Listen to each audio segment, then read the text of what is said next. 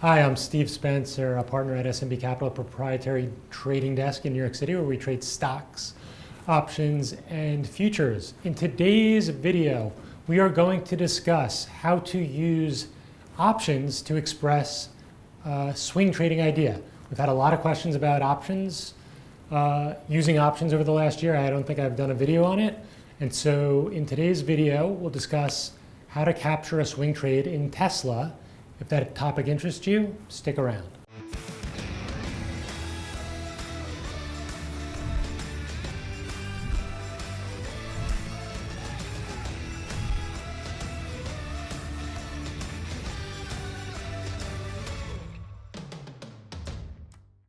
Before we get started, one of the things that SMB Capital's trading desk is known for is for trading the best stocks in play each day. We trade those stocks because they offer the lowest risk for the highest reward. We did a 2 free-hour workshop. If you click on the link above or go to tradingworkshop.com, you can sign up for that 2-hour workshop where I spent 30 minutes explaining exactly how to find the most in-play stocks during the day. And as a bonus, there are 3 low-risk, high-reward trading setups that we use on our prop desk as well. It's free, it's great, check it out. So in today's video, we are going to talk about Tesla. Tesla is what is known as a momentum stock. Momentum stocks are more volatile than the market overall, and throughout the year, they will offer both very good trading opportunities for intraday trades, but also occasionally will set up really nicely for swing trades as well. So what I want to do today is discuss a recent swing trading idea I had on this stock on the long side, a bullish swing trade. And next time we do a video, we'll do it on the short side.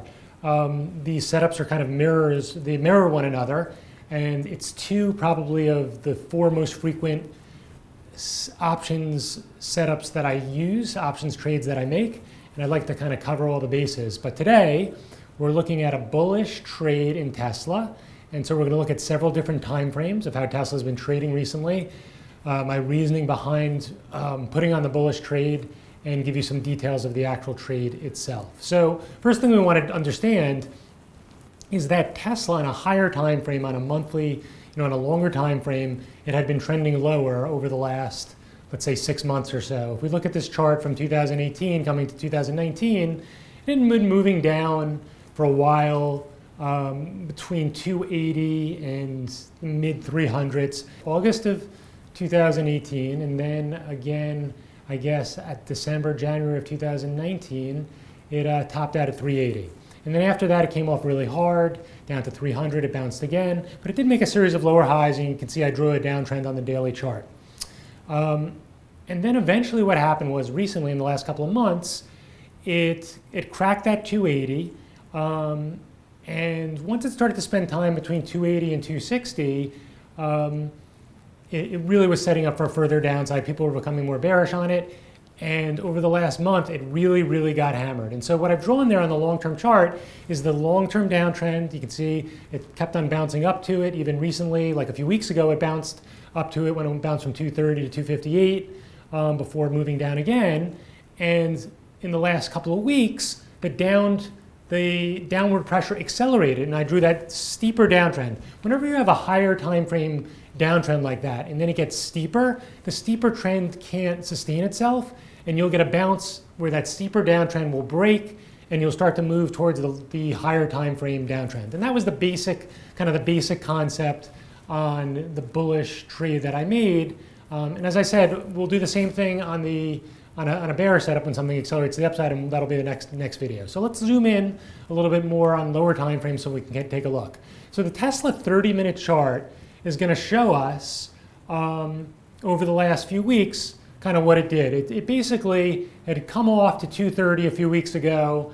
They announced that they were raising money via stock sales and some bond sales. The market was looking for them to raise capital. The market had signaled that it really wanted them to raise capital, was not comfortable with their cash position, which I think was $1 or $2 billion.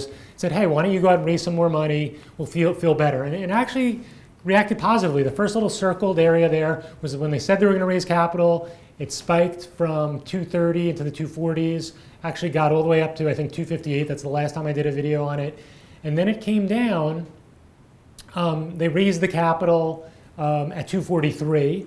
And then after getting below 240, started to come off pretty hard. And then actually, when you look at the most recent week, the downtrend really started to accelerate even from the 30-minute trend. So you can see on this chart, we're in the lower time frame already. We have a downtrend from around 250 or so, and it's come off to into the 230s. And you see that downtrend, and even that 30-minute downtrend has really accelerated over the last few days. So we have the daily downtrend. We had moved well below that. Then we have this 30-minute downtrend that was forming over the last couple of weeks. And we started to accelerate to the downside there on Monday, gapping below 200. And that's when I initiated the bullish options trade. The thing to understand about this too is, and we'll get into not only Monday, we'll kind of work our way to today where we kind of had the capitulation bottom in Tesla, at least that's what it looked like. But what you had was Musk sent an email out to his employees 6 days ago or 7 days ago saying, we've got to really tighten up things on expenses. We got to be careful here. If we spend too much money, we keep on losing money at this rate, things are going to get really bad. As soon as I actually saw the headlines for that email, I was like, wow, this stock's already weak. Musk is warning about expenses. I know there's going to be some analyst or some guy talking head on TV is going to say, wow, they're really, the sales must be even worse than we think. Let's really start selling it. And you can see the next day it really started to accelerate to the downside. Then you saw more negative headlines. Morgan Stanley analyst, who apparently had been bullish on it for a while, talked about worst case scenario, I think $10 or $20. It was kind of like when stocks, it's the same thing. When stocks go up, you start to see more bullish headlines. When stocks get weaker, you start to see more bearish headlines. And you get this crescendo where the bearish headlines, they build, and people talk about stocks going out of, companies going out of business, and the stocks going down to crazy prices. I mean, we're talking about a stock that they just sold stock a week or two ago at 243. And the stock comes off to 220, and you've got the Morgan Stanley analyst saying, worst case scenario at $10, even though he still kept a 230 target on it. But those sorts of things are what happen when you're getting near bottoms. And so one of the safest way to play something that's starting to get accelerate to the downside is via options. You jump in with stock. Sometimes it'll go down another 10 before it bounces $20 or $30. And so this trade that I'm going to show you with options, how we structured it, was to give us some cushion. So the stock had sold off. They sold stock at 243. Sold off really hard down to the front of 200. And then Monday morning it was gapping below 200. That's when we decided to put on our bullish options trade. And one of the ways that we like to do this is with options, because we don't know the exact timing. We thought that day it would start to bounce, but we want to give ourselves a little bit of time. And it happened on a Monday. So we have to make a decision. Do we put on the options for expiring for Friday, 4 days out, or do we go out a week further and give ourselves time? Maybe this first day below 200, it only bounces $5 or $6 or $10, and it doesn't really have a big bounce. We can give ourselves 2 weeks to capture a bigger move up to 215 to 225 if the pricing is good. And it turned out, because it had come off so quickly and because it was gapping below 200 down to 197, we were able to sell puts, which effectively would make us long down into 180. We sold 185 puts and we bought 215 calls. And we actually got paid for putting on this trade. So it was on Monday. The expiration was not this Friday. It was the following Friday. What it looks like here is this is a complex order ticket, and basically the default setting is to buy 10 contracts. And so right here what you're seeing is buying 10 contracts, 10 calls, selling 10 puts, and you're actually getting a credit. In this case, I think we got a credit of close to $4 for putting that trade on. And so we were basically making the bet that over the next couple of weeks, this stock was not going to close below 185 and was going to hopefully close above 215. And if it did that, not only would we collect all the money that we got for putting the trade on, but the calls that we owned would move up in value. So that's that. And you can see here's the chart from the day we put it on. Right on the open, it flushed to the lows. We sold the puts. We bought the calls. It popped up in the next 15, 20 minutes to above 200.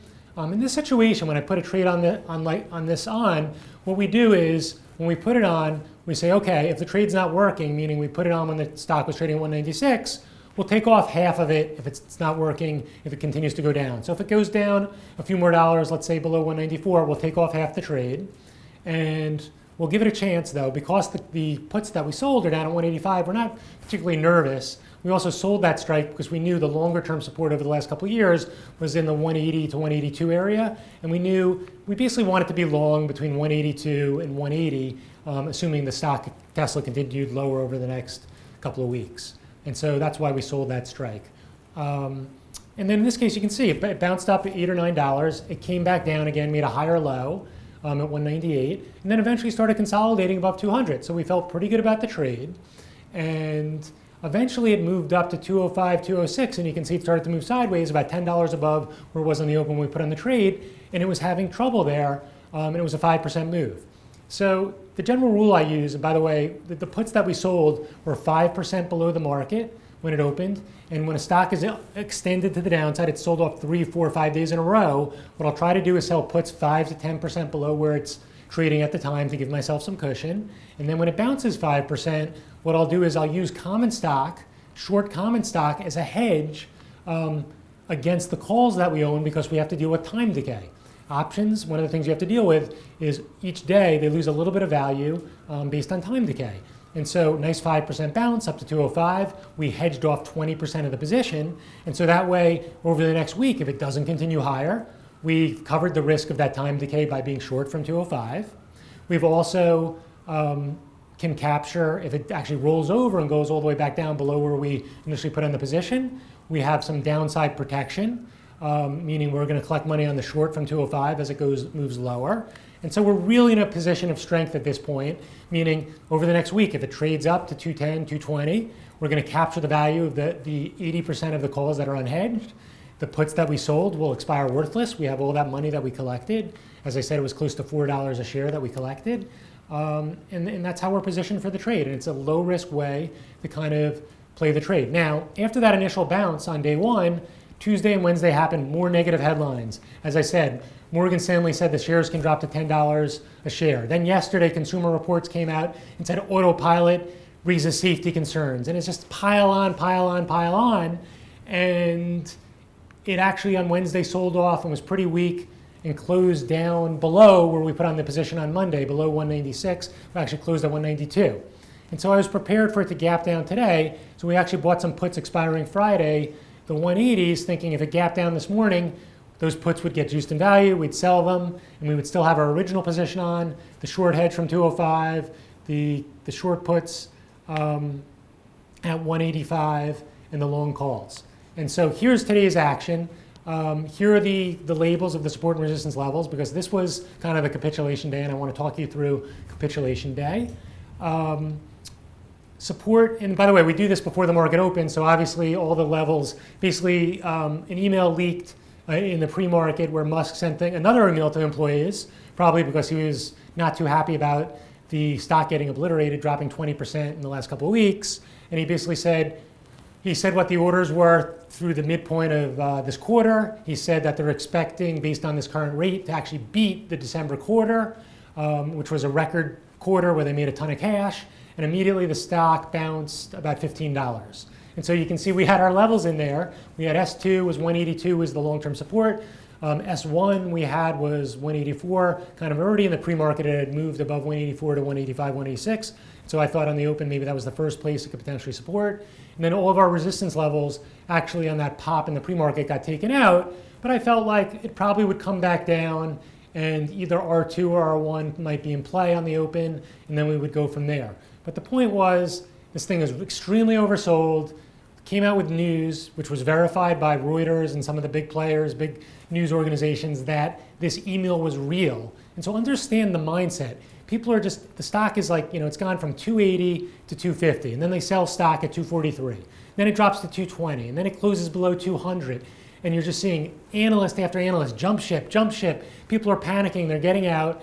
And when that happens, you generally see these really large bounces. I'm actually even surprised today, it ended up closing, we're doing this right around it's probably going to close in the mid-190s, based on that email that he sent out and what they're looking at the quarter, it's not going to surprise me if this stabilizes and works its way back up over the next week to somewhere between 205 and 220, at which point I'll make some more adjustments on the options trade. I should say this morning we did take off half of the 205 short that we put on the hedge when it flushed down on the open below 194. And we are, we're going to continue to maintain a bullish stance as long as it continues to make higher lows. I hope you learned something here. The basic concept is when a downtrend accelerates, we sell puts 5 to 10% below where it's accelerated over a few days. We buy calls generally 5 to 10% above where it is on that accelerated. And then we look to go at least a week, 1 to 2 weeks out to give it a chance to kind of reverse. And if we capture that quick 5% pop on the day we put on the options, we'll look to hedge off 20%. It goes up another 5%, we'll hedge off another 20%, and then we'll kind of sit on our hands and see how much upside we can capture in the bounce.